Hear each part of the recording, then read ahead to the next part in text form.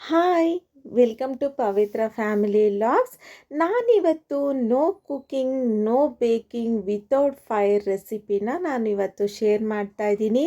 ನೋಡ್ತಿರ್ಬೋದು ಎಷ್ಟು ಜ್ಯೂಸಿಯಾಗಿ ಬಾಯಲ್ಲಿಟ್ರೇ ಕರ್ಗೋಗ್ಬಿಡುತ್ತೆ, ಅಷ್ಟು ಟೇಸ್ಟಿಯಾಗಿರೋವಂಥ ಡೆಸರ್ಟ್ ರೆಸಿಪಿನ ನಾನಿವತ್ತು ಶೇರ್ ಮಾಡ್ತಾ ಇದ್ದೀನಿ. ಇದನ್ನು ಸಿಂಪಲಾಗಿ 5 ಮಿನಿಟ್ಸಲ್ಲಿ ನಾವು ಪ್ರಿಪೇರ್ ಮಾಡ್ಕೊಂಡು ಬಿಡ್ಬೋದು. ಯಾವ ರೀತಿ ಮಾಡೋದು ಅಂತ ಹೇಳ್ಬಿಟ್ಟು ಈಗ ನೋಡ್ಕೊಳ್ಳೋಣ. ನಾನು ಇಲ್ಲಿ ಬ್ರೆಡ್ನ ತೊಗೊಂಡಿದ್ದೀನಿ. ಬ್ರೆಡ್ನ ಯಾವುದಾದ್ರೂ ಮುಚ್ಚಳದ ಸಹಾಯದಿಂದ ಇಲ್ಲ ರೌಂಡ್ ಶೇಪ್ ಕಟ್ಟರ್ನಿಂದ ನಾವು ಇದನ್ನು ಕಟ್ ಮಾಡಿ ಪಕ್ಕಕ್ಕೆ ಇಟ್ಕೊಳ್ಳೋಣ.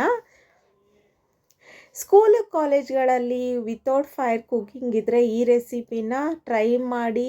ಖಂಡಿತವಾಗ್ಲೂ ಪ್ರೈಸ್ ವಿನ್ನಿಂಗ್ ರೆಸಿಪಿನೇ ಅಂತಲೇ ಹೇಳ್ಬೋದು. ಇದನ್ನು ಖಂಡಿತ ಟ್ರೈ ಮಾಡಿ. ಸಿಂಪಲ್ಲಾಗಿ ಮಾಡಿಬಿಡ್ಬೋದು. ಟೇಸ್ಟಿಯಾಗಂತೂ 100% ಟೇಸ್ಟಿಯಾಗಿರುತ್ತೆ.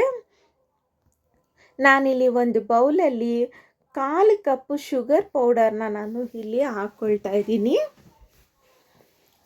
1/4 ಕಪ್ಪು ಶುಗರ್ಗೆ ನಾನಿಲ್ಲಿ ಅರ್ಧ ಕಪ್ಪು ನಾನು ಇಲ್ಲಿ ನೀರನ್ನು ಸೇರಿಸ್ತಾ ಇದ್ದೀನಿ. ನೀಟಾಗಿ ಇದನ್ನು ಮಿಕ್ಸ್ ಮಾಡ್ಕೊಳ್ಳೋಣ. ಒಂದು ಚಿಟಿಕೆ ಫುಡ್ ಕಲರ್. ನಾವು ಇಲ್ಲಿ ಸಕ್ಕರೆನ ಸಹ ಸೇರಿಸ್ಬೋದು, ಆದರೆ ಸಕ್ಕರೆ ಕರಗೋದಕ್ಕೆ ತುಂಬ ಟೈಮ್ ಹಿಡಿಯುತ್ತೆ. ಆದ್ದರಿಂದ ನಾವು ಶುಗರ್ ಪೌಡರ್ನ ನಾವು ಇಲ್ಲಿ ಉಪಯೋಗಿಸೋದ್ರಿಂದ ಬೇಗನೆ ಈ ಶುಗರ್ ಸಿರಪ್ನ ನಾವು ರೆಡಿ ಮಾಡಿ ಇಟ್ಕೊಂಡ್ಬಿಡ್ಬೋದು. ಸೆಕೆಂಡ್ಸಲ್ಲಿ ನಾವು ಇದನ್ನು ಪ್ರಿಪೇರ್ ಮಾಡ್ಕೊಳ್ಬೋದು. ಶುಗರ್ ಆದರೆ ನಾವು 1-2 ನಿಮಿಷ ನಾವು ಇದನ್ನು ಮಿಕ್ಸ್ ಮಾಡಬೇಕಾಗುತ್ತೆ. ಈ ರೀತಿ ಪೌಡರ್ನ ಯೂಸ್ ಮಾಡ್ಕೊಳ್ಳಿ. ಸಕ್ಕರೆ ಪುಡಿನ ಯೂಸ್ ಮಾಡ್ಕೊಳ್ಳೋದ್ರಿಂದ ನಾವು ಬೇಗನೆ ಇದನ್ನು ಶುಗರ್ ಸಿರಪ್ನ ರೆಡಿ ಮಾಡಿ ಪಕ್ಕಕ್ಕೆ ಇಟ್ಕೊಳ್ಬೋದು. ಈಗ ಇನ್ನೊಂದು ಬೌಲ್ಗೆ ನಾನು ಮಿಲ್ಕ್ ಪೌಡರ್ನ ನಾನು ಇಲ್ಲಿ ಸೇರಿಸ್ತಿದ್ದೀನಿ. ನಾನು ನಂದಿನಿ ಬ್ರ್ಯಾಂಡ್ನ ತೊಗೊಂಡಿದ್ದೀನಿ. ನಾನು ಯಾವಾಗ್ಲೂ ನಂದಿನಿ ಬ್ರ್ಯಾಂಡ್ ಮಿಲ್ಕ್ ಪೌಡರ್ನ ನಾನು ಯೂಸ್ ಮಾಡ್ತೀನಿ.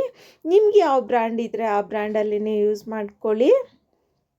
ನಾನಿಲ್ಲಿ 3 ಸ್ಪೂನು ನಾನಿಲ್ಲಿ ಮಿಲ್ಕ್ ಪೌಡರ್ನ ಆ್ಯಡ್ ಮಾಡ್ತಾಯಿದ್ದೀನಿ.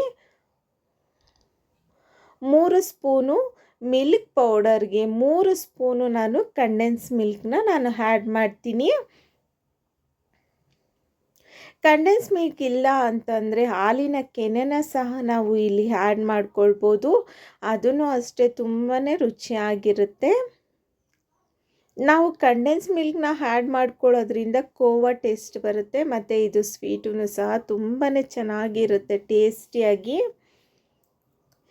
ಕಂಡೆನ್ಸ್ ಮಿಲ್ಕ್ ಇಲ್ಲ ಅಂತಂದರೆ ಸ್ಕಿಪ್ ಮಾಡಿಕೊಂಡು ಹಾಲಿನ ಕೆನೆನ ನಾವು ಇಲ್ಲಿ ಬಳಸ್ಕೊಳ್ಬೋದು.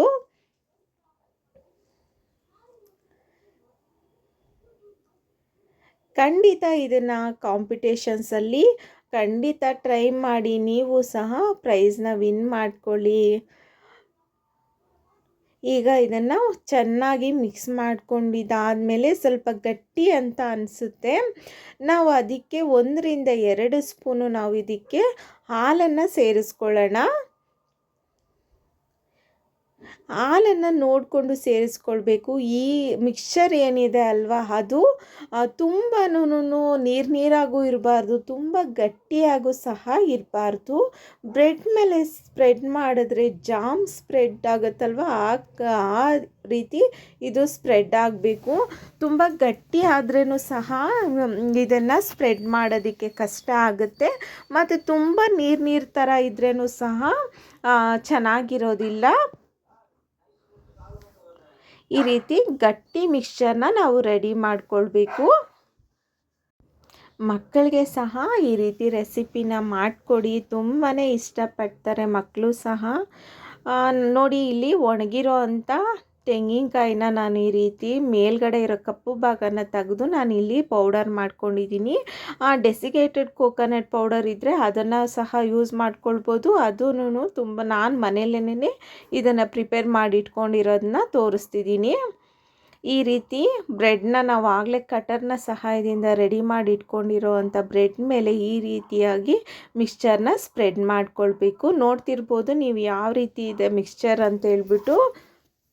ತುಂಬ ವಾಟರಿನೂ ಅಲ್ಲದೆ ತುಂಬ ತಿಕ್ಕಾಗೂ ಅಲ್ಲದೆ ಬ್ರೆಡ್ ಮೇಲೆ ನೀಟಾಗಿ ಸ್ಪ್ರೆಡ್ ಆಗ್ತಿದೆ.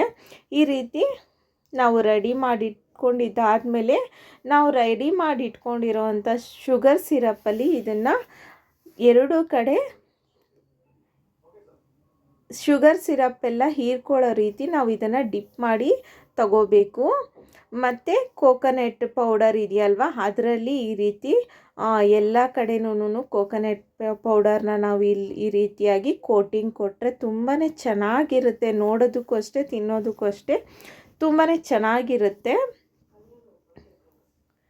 ಈಗ ನಾನು ಅದ್ರ ಮೇಲೆ ಒಂದು ಚೆರಿನ ನಾನು ಇಟ್ಕೊಳ್ತಾ ಇದ್ದೀನಿ. ಮತ್ತು ಪಿಸ್ತಾನ ನೀಟಾಗಿ ಚಿಕ್ಕದಾಗಿ ಕಟ್ ಮಾಡ್ಕೊಂಡಿರೋ ಅಂಥ ಪಿಸ್ತಾ ಪೌಡರ್ನ ನಾನು ಇಲ್ಲಿ ಚೆನ್ನಾಗಿ ಕಾಣಿಸೋದಕ್ಕೆ ಅಂತ ಡೆಕೋರೇಟ್ ಮಾಡೋದಕ್ಕೆ ಅಂತ ಹೇಳ್ಬಿಟ್ಟು ಬೆಳೆಸಿದ್ದೀನಿ. ವಿಡಿಯೋ ಇಷ್ಟ ಆಗಿದ್ದರೆ ಲೈಕ್ ಮಾಡಿ, ಶೇರ್ ಮಾಡಿ, ಮತ್ತು ಕಾಮೆಂಟ್ ಮಾಡಿ, ಮತ್ತು ಸಬ್ಸ್ಕ್ರೈಬ್ ಮಾಡ್ಕೊಳ್ಳೋದನ್ನು ಮರಿಬೇಡಿ.